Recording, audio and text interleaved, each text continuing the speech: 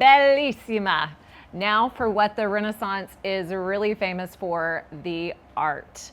But Renaissance art wasn't just prettier than medieval art, it represented a completely different way of seeing the world.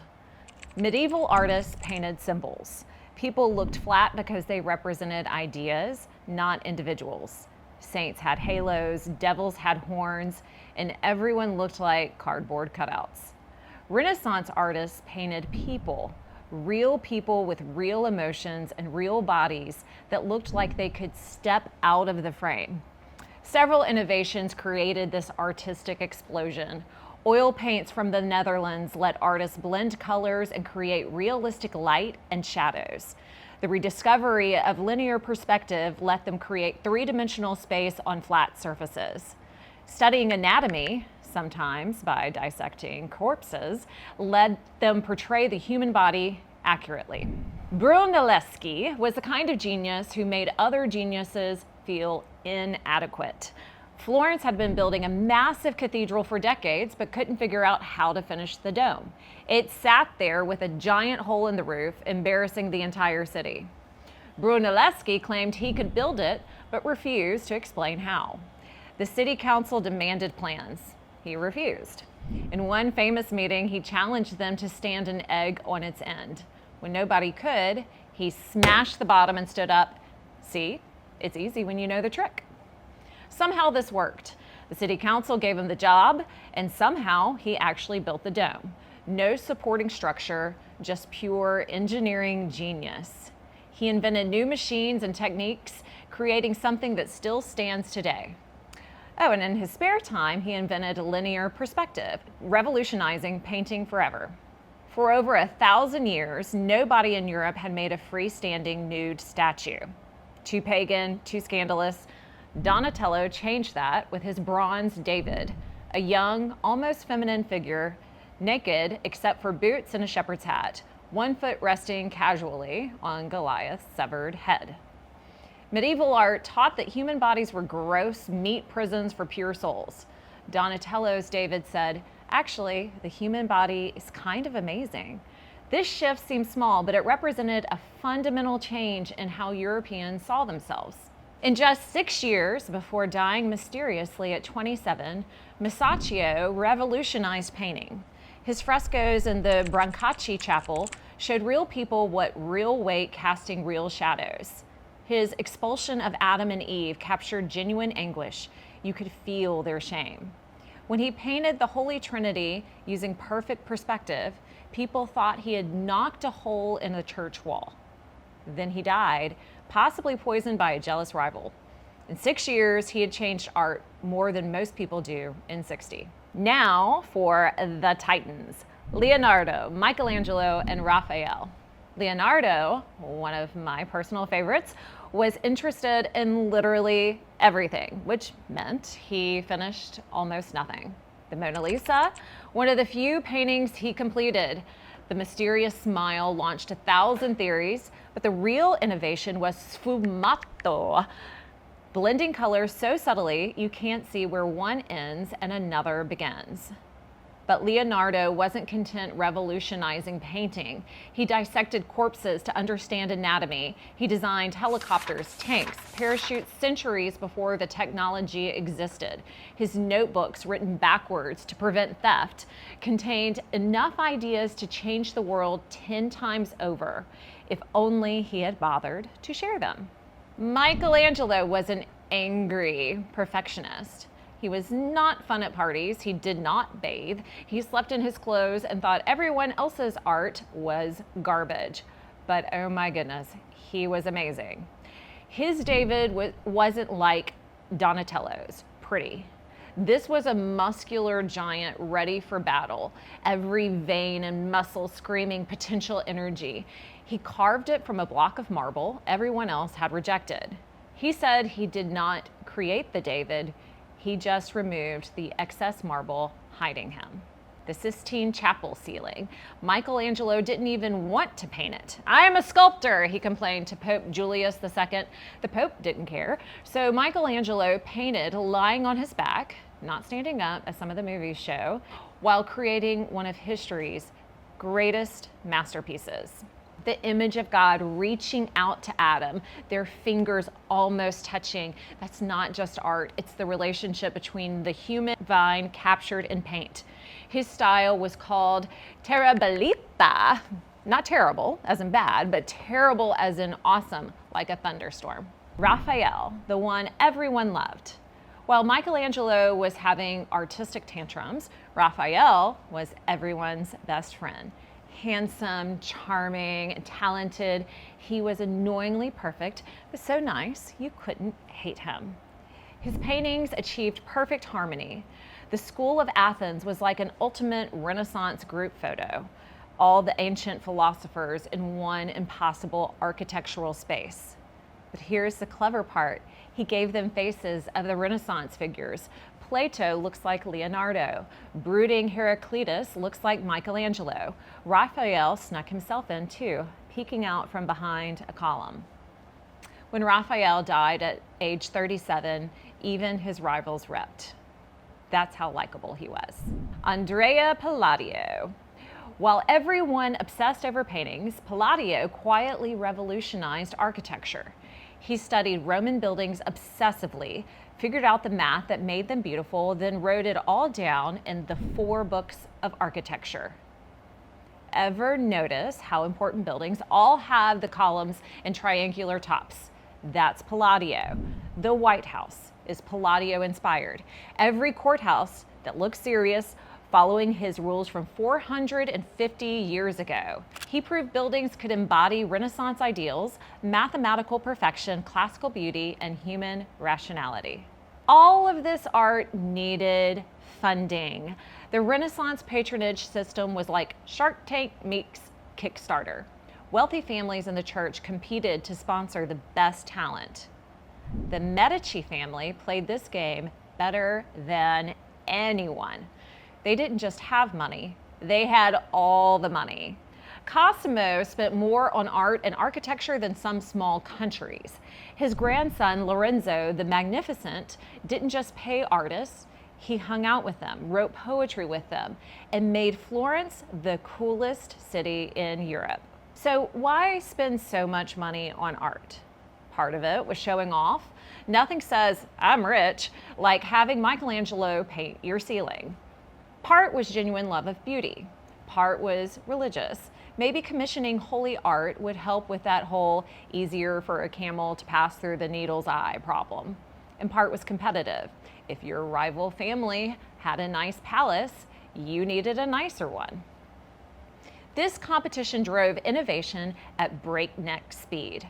Artists couldn't just paint another generic Madonna and Child. They had to make theirs special. Their careers depended on standing out. An uncomfortable truth of the Renaissance is the dark side of human dignity. For all its talk about human dignity, the Renaissance mostly meant male human dignity. In some ways, it was actually worse for women than in the Middle Ages. Medieval women could run businesses when their husbands died, join convents for education, sometimes even lead armies. But Renaissance humanists decided women should be beautiful ornaments, educated enough to be interesting at parties, but not threatening to men. The family structure was seriously messed up. Men didn't marry until their late 20s or 30s after establishing careers. But they married teenage girls. These huge age gaps created predictable problems. Rampant prostitution, regulated rather than eliminated. Common sexual violence, punishment depending on the victim's social class. And lots of young widows remarrying into complicated stepfamilies. Some women said, forget that, and succeeded anyway. Christine de Pizan became Europe's first professional female writer after her husband died, writing The City of Ladies, defending women's intelligence. Isabella d'Este ruled Mantua when her husband was at war, collected art obsessively, and proved women could play politics as ruthlessly as the men. Laura Tiretta wrote fierce letters defending women's education before dying at age 30. The Renaissance also relied on slavery. Shocking, but true. After the Black Death created labor shortages, Italian cities imported slaves from Eastern Europe, the Balkans, and Africa. By 1400, about 10% of Italy's population were slaves doing domestic work. A reminder that human dignity had serious blind spots. The Renaissance's success led directly to its downfall in Italy. Those competing city-states that fostered creativity also made Italy weak militarily. While Italians painted frescoes and debated philosophy, other European nations built unified kingdoms with powerful armies. The invasions came in waves. France in 1494, Spain soon after, the Holy Roman Empire. Italian city-states could not unite to resist. The same political fragmentation that encouraged innovation now invited conquest. The absolute disaster came with the sack of Rome in 1527. Unpaid imperial soldiers decided to pay themselves by looting the holy city. They destroyed priceless art, burned manuscripts, killed civilians, used the Sistine Chapel as a stable. Cardinals were ransomed, nuns assaulted, treasuries melted for gold. Artists and intellectuals fled north, carrying Renaissance ideas but leaving Italy culturally devastated. The Italian Renaissance was over. But ideas, once released, can't be destroyed. The Renaissance had already infected Northern Europe, where it would mutate into the Protestant Reformation and the Scientific Revolution. The Renaissance completely rewired European thinking about human potential. It introduced three revolutionary concepts that still shape our world. Secularism, not rejecting religion, but saying worldly affairs matter too. Medieval people focused almost entirely on the afterlife. Renaissance people said this life has value too. That's why they painted portraits of merchants, not just saints, and wrote about politics and love, not just theology. Individualism, the radical idea that individual humans matter. Medieval society emphasized group identity, your estate, your guild, your place in the great chain of being. Renaissance thinkers said your choices and achievements matter. Artists started signing works. Pico said humans shape our own destinies. Breaking from scholasticism, medieval scholars debated abstract theory and wrote commentaries on Aristotle. Renaissance humanists studied real humans and real problems. They didn't just accept ancient anatomy, they dissected corpses themselves. They didn't trust documents, they analyzed language for authenticity. The Renaissance said humans are amazing creatures capable of greatness. This life isn't just a waiting room for heaven, it's worth living. We can understand the universe through reason. We can create beauty that rivals nature. We can shape our destinies through our will and talent. So here's your AP exam strategy. The Renaissance is gold for the AP exam because it perfectly demonstrates key historical thinking skills. Continuity and change. The Renaissance literally changed classical traditions, continuity, while fundamentally changing European culture. That's your change.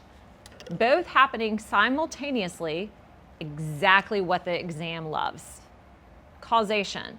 Economic prosperity from trade turns into wealthy patrons, turns into sponsored artists, intellectuals, gives way to new ideas about humans and political and social change. Perfect causal chain. Developments and processes shows how economic development led to cultural flowering, which created intellectual revolution, which drove social change. So practice question, how did Renaissance art embody humanist principles? Your answer should connect evidence to argument. Individual achievement. Artists signing works celebrated as geniuses, not anonymous craftsmen. Human dignity. Donatello's David. Michelangelo's Sistine Chapel, showing bodies as beautiful and not sinful. Classical themes, the School of Athens using mythology and ancient philosophy. Reason in mathematics, linear perspective showing humans understanding space. Secular subjects, portraits of merchants and rulers, not just religious figures. So why does this all still matter? The Italian Renaissance gave us permission to be amazing. Medieval people were told, know your place, accept your fate, wait for heaven. Renaissance mindset said, we're going to be great right now. That confidence changed everything. It said humans could understand the universe through reason, not just faith. Individuals matter, not just communities. This life is worth living, not just enduring. The past can teach us, but it doesn't define us. Humans can create beauty that matches nature itself. These ideas spread across Europe, triggering the Protestant Reformation. If humans can read classical texts, why can't we read the Bible? The scientific revolution. If math explains art, why can it not also explain nature? And eventually, the Enlightenment. If humans are special, don't they deserve rights? It all started in Italy with merchants who got rich, hired artists, sponsored thinkers, and accidentally changed the world. They looked back to Greece and Rome, grabbed the best ideas, added contemporary innovations, and created something entirely new. That is the Renaissance. Not just rebirth, but reinvention. Proof that humans can take the worst circumstances and create something beautiful. That even in dark times, we can choose to believe in our human potential. So next time someone says, know your place, remember Pico declaring humans have no fixed place. Next time someone says something is impossible, remember Brunelleschi's dome. Next time someone says individuals don't matter, remember how a few dozen Italians changed billions to see themselves. The Renaissance ended with Italy, invasion, and destruction. But its spirit, belief in human dignity, potential, and achievement lived on. In that sense, maybe the Renaissance never actually ended. Maybe we're still living in it, trying to fulfill its promise that humans can be more than we ever imagined.